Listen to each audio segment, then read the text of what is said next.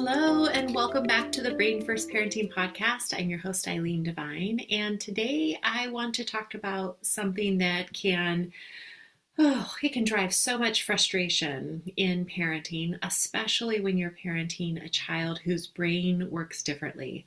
This frustration that we're going to spend our time talking about today, it lies right at this intersection between our deeply held beliefs and values as parents and our child's brain-based differences, where the two intersect.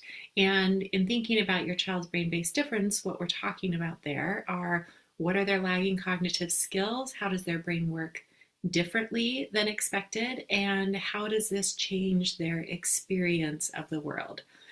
So basically, this intersection that we're going to be talking about, it really comes down to, in many ways, what we come into parenthood believing is good parenting, and what the results of that good parenting look like in terms of our kids and the way they behave. And when those two things don't line up, our deeply held beliefs and our values, what we believe good parenting looks like and the results we should be getting, lined up with our child's unique neurobiology, their brain that works differently, their fragile nervous system, it can feel really unsettling. Now, this is not typically how the parents that I work with initially see this dynamic playing out. This is not how they would describe it to you when we're first starting to work together. This is before they know any different, before they've been able to shift their lens and see exactly what actually is happening here. So they see these situations as their child not behaving very well, doing things that are not good, not right, not appropriate, that absolutely do not reflect their beliefs and their values about the way their child should be in the world and behave, the way they should treat people, the way they should respond in certain situations. And when that's not happening, typically the responses on the parent side is to push harder, right? To try to gain more control of the situation or of their child. So we'll definitely go into that dynamic more in a moment. But I want to say a little bit more about this clash between the parents and their beliefs and their value system and the child's behaviors and what actually is happening here. So this clash that we're talking about, it can be frustrating at a minimum. It can leave you as a parent feeling pretty powerless, like you have no influence, you have no ability to instill your beliefs and your values. And I think it's also really safe to say that there's a lot of fear involved. There's fear related to that sense of powerlessness. Like, if I can't teach these values that I feel are so important for my child to hold on to and to have, who's going to do it then? Who is going to be able to influence them in this way? And where will they learn these important things that I have to teach them about what it means to be a good human, what it means to be a responsible adult? So this intersection of our deeply held beliefs and values and our child's neurobiology, it's a really tricky place to navigate. We can get stuck at this crossroads very, very easily. And a common and very human response to this stuckness is letting that fear that I mentioned before take over, letting it drive our behavior. And we've talked about how that goes on this podcast before. When we allow fear to drive our behavior and determine what we do next in relationship with our child, things don't usually go well. So because this is so tricky, because there is that common experience of fear taking over, that's why I wanted to talk about it today. So hopefully this episode will, at a minimum, let you know that you're not alone in your experience if this is a struggle that you've been having in your own parenting. And hopefully it will help you get unstuck if that's what you determine is needed after listening to this episode today, or even better, prevent you from getting stuck in the future. Okay, so let's dive into this a bit more then. Most of us walk into parenting with a set of beliefs, and these beliefs are deeply ingrained. We're usually aware of some of them, but sometimes there are beliefs that we don't even realize we're carrying until parenting brings it all to the surface, right? So beliefs like a good parent raises a responsible child, or a good parent always enforces the rules. A good parent follows through with consequences. A good parent does not let things slide, right? They address problematic behavior immediately. These are just a small handful of examples. We could give many, many, many more of beliefs that many parents hold on to dearly. We articulate these beliefs in the ways that we interact with our kids, the ways we react, and what we say to them. So we might say things like, I shouldn't have to tell you twice, right? Or because I'm the parent, that's why. Or you need to grow up. You need to act your age. We have deeply held values as well. And that may be things like children need to learn responsibility, or everyone in this family contributes to the household and does their part. Or maybe it's listen to authority and you don't ask questions, right? You listen and you do it immediately. Or another deeply held value, show gratitude, right? Say thank you, put others' needs in front of your own, work hard, do well in school. All those are deeply held values that many of us as parents hold. Now, I want to be clear. We should have deeply held values and beliefs as parents that guide us and help us be better parents. And these values and beliefs, they don't come from a bad place. They come from a desire to help our kids grow into capable, respectful, independent adults. And as I said, they're deeply ingrained with us, oftentimes coming from our family of origin, the way we were raised. There's culturally, generationally, and emotionally ingrained with us and within us. So sometimes we don't even realize how tightly we're holding on to those beliefs or those values until we have a child who challenges it in the way that we're talking about today. So again, there is no problem that we care deeply and have deeply held values and beliefs. The problem is that sometimes these beliefs were built around typical brain development. And when you have a child whose brain works differently, those beliefs need to be reevaluated through this brain first lens so that you can bring them into alignment with how your child's brain works. So there are three major themes, ways that I see this coming up for the parents that I work with. And so I wanted to be able to touch on all three of these so that you can start thinking about, does this apply to me and the way I parent, the interactions that I have with my child? So the first is age-based expectations. And one of the most powerful and honestly painful traps that parents fall into is assuming that chronological age equals ability. We tend to believe what society tells us about what kids should be doing at certain ages. Now, we've talked a lot about this on this podcast because this assumption that skill level matches chronological age always, it's foundational to a behavioral lens and perspective. And some of us didn't even know that there might be another alternative out there to consider, right? It's a belief that assumes children, teens, young adults have typically functioning brains, that all brains work consistently, they work reliably, and that they have cognitive skills in place that are typical, right? Typical for the chronological age of that person. So when you have a child whose brain works differently, it leads you to saying things or thinking things like, they're 10, they should know better, right? Or they're 13, they should absolutely be able to handle this on their own. or they're old enough to take responsibility. I mean, are you kidding me? Right? They're 18. So what we need to remember is that kids that have neurobehavioral differences, no matter the diagnoses, that development doesn't unfold evenly. We've talked about that on this podcast before too, that there is one characteristic that is universal of all these different brain-based diagnoses. And it's that cognitive skills within each cognitive skill domain develops at different rates.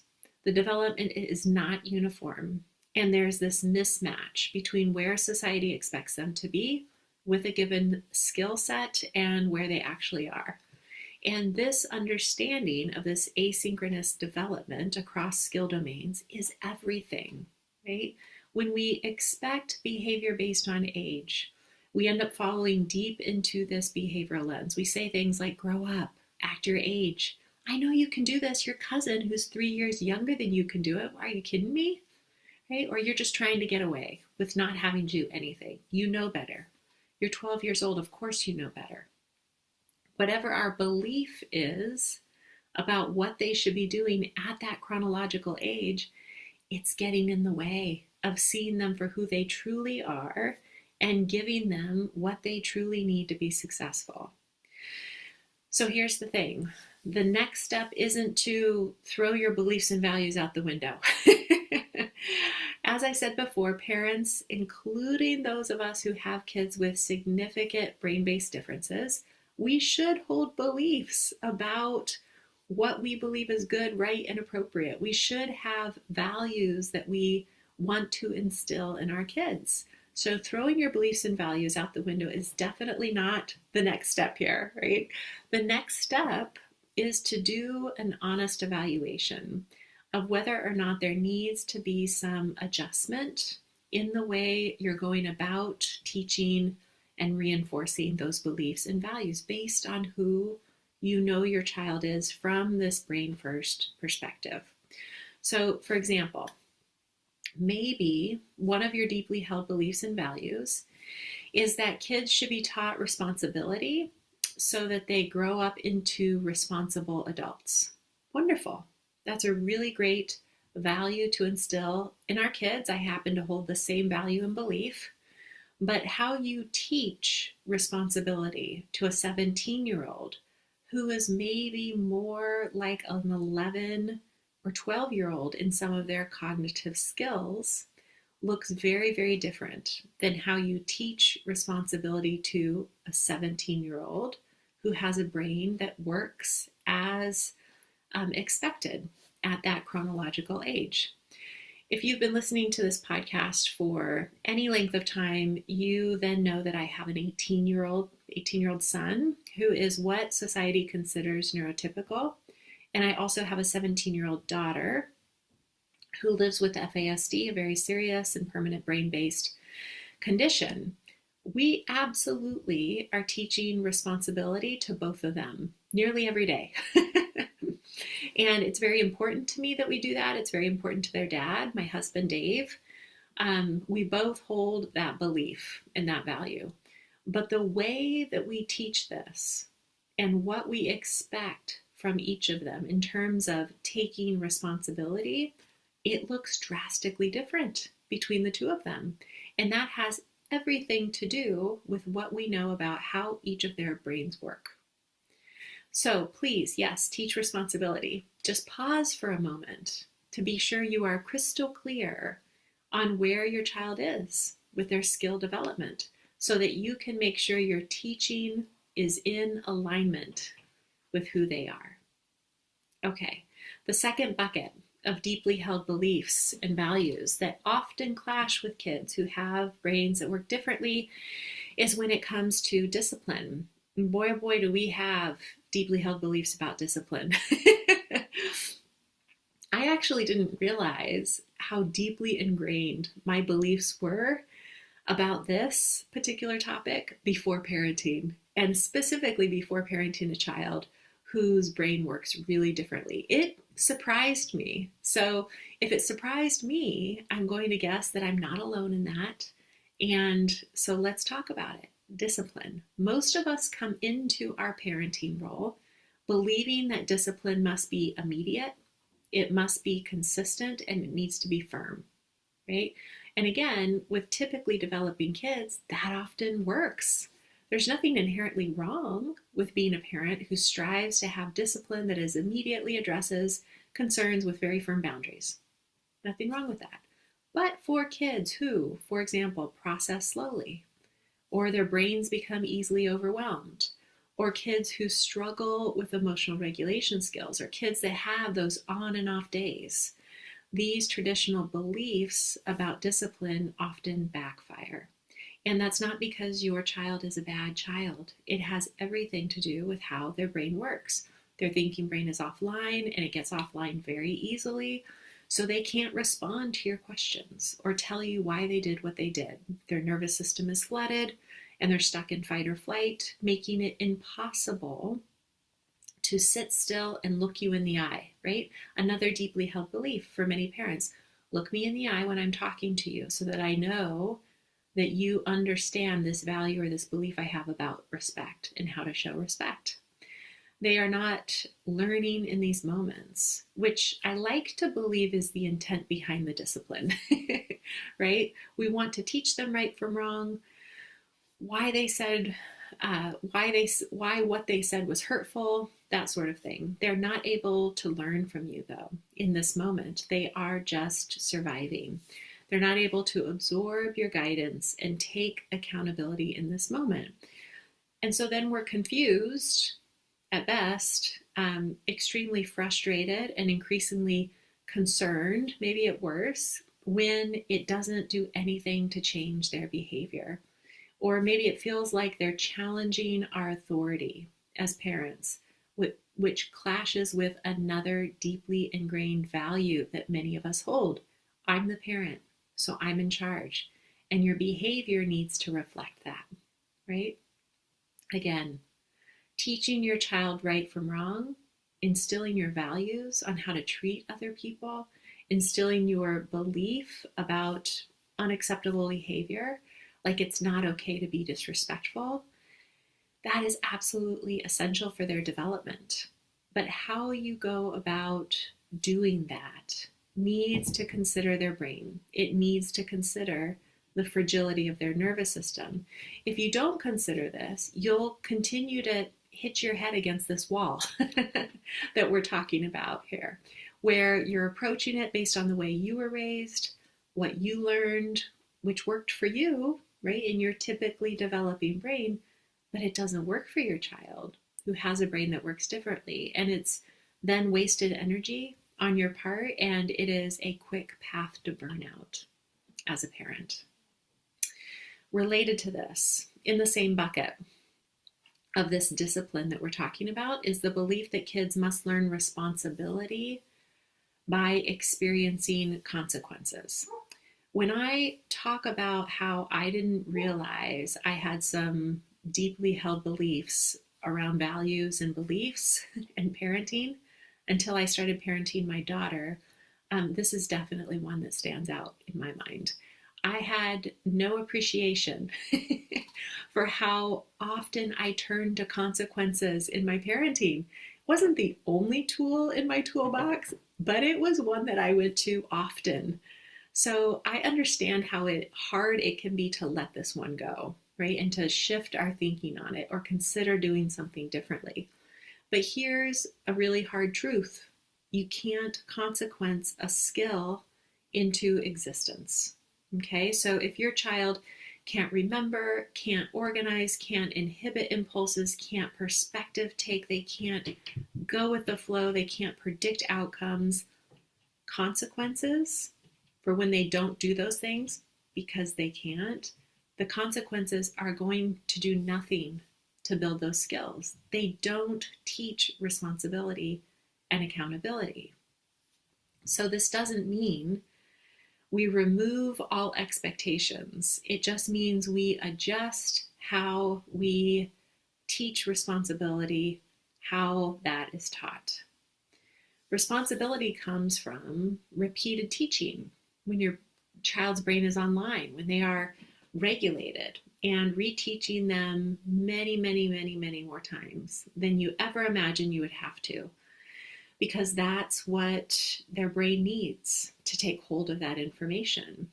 And then scaffolding your support, making sure that you're asking them to do things that are actually in alignment with their skill set, right? Are you confident that they are fully accommodated in the ways that they require? The last common place, this third bucket, that I see parents' deeply held beliefs and values clash with their child who has a brain-based difference is around the pressure that many of us feel to enforce hard, inflexible rules, because that's what good parenting is supposed to look like. That's what we're told. That's what was the example that was provided to many of us. But rigid rules assumes that a child has cognitive flexibility. It assumes they have strong emotional regulation skills. It assumes that they can problem solve. It assumes that they can link cause and effect on their own. And it assumes that they have a brain that works consistently, reliably, as expected, instead of what we know happens all the time, which is these on and off days, inconsistent performance. For these children, rigid rules often lead to power struggles, shutdowns, explosions, or your child's version of a meltdown, increased anxiety, and so much more. So remaining flexible with your boundaries does not mean anything goes. It doesn't mean you don't hold any boundaries. Kids absolutely need boundaries. It means you thoughtfully adjust your expectations based on what your child's brain can handle right now. So holding the value of I want to have boundaries as a parent, absolutely, bringing that into alignment with who your child is and how their brain works. Okay, here's the heart of what we've been talking about this entire episode. Most parenting struggles with neurodivergent kids isn't just about behaviors. It's about this collision that happens between adult values and beliefs and the child's capacity. When a child doesn't make eye contact, or they forget instructions, or they don't move or respond quickly enough, or they become easily upset, or they melt down over seemingly small, insignificant demands, they appear unmotivated. We adults often experience that as disrespect and defiance, being dramatic, laziness, because it conflicts with our values. But when we pause and we ask the question, what is this child's brain able to do in this moment? Everything shifts. And that is an opportunity. It is a chance to redefine how we want to instill those values in a way that can actually take hold. I want you to know that I know how hard it can be to make these shifts. This is such a great example to me of how parenting kids with differently wired brains requires so much more than just patience. Patience helps, don't get me wrong, but it is so much more complex than that. But you're here, you're listening in, you're doing the hard work of learning to see your child for who they really are, and you should feel good about that. To support you in your hard work, I want to mention a free resource that I created with you in mind. It is a free downloadable infographic called Your Lens Matters, and it lists common shifts that parents can begin to make from seeing something from a behavioral lens and seeing it through a brain first lens. So you can access that free copy at go.eileenDevine.com/Your Lens Matters. That's go.eileenDevine.com/Your Lens Matters. And I'll also include the link in the show notes so that you'll have it there. Alrighty. Thanks as always for being here. And until next time, take care.